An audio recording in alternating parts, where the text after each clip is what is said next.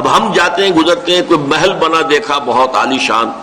تو ایک دفعہ تو ہمارے اعصاب کے اندر جو ہے تھر تھراہٹ پیدا ہو جاتی ہے نا، یہ کتنے خوش نصیب لوگ ہیں، کیسے کیسی کوٹھیاں، کیسے کیسے محل ان کو نصیب ہے۔ اگر ایمان ہو تو کچھ نہیں ہوگا، کوئی اثرات آپ پر نہیں ہوگا، کیونکہ دنیا بے حقیقت ہے، اس کی کوئی حقیقت ہی نہیں۔ حضور نے فرمایا کہ اگر دنیا و ما فیہا کی وقت اللہ کی نگاہ میں ایک مچھر کے پر جتنی بھی ہوتی،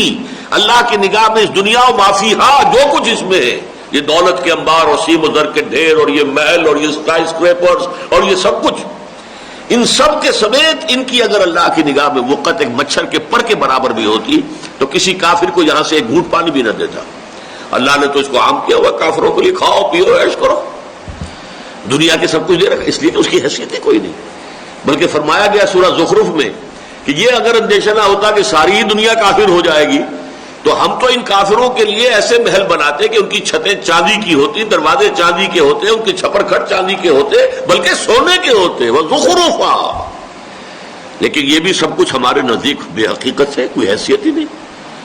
یہ کیفیت اگر اب میری نہیں ہے تو پھر وہ ایمان کی حقیقت تو مجھے نصیب نہیں ہے۔ معلوم ہوا کہ میرے فکر و نظر کے اوپر غلبہ تو یہی ہے کہ اصل اہمیت اس دنیا کی ہے، مال و دولت کی ہے، یہاں کے محلات کی ہے، یہاں کے آسائشوں کی ہے، یہاں کے عیش کی ہے۔ اگر یہ ہے حیثیت تو پھر ایمان بالآخرت کہاں ہے؟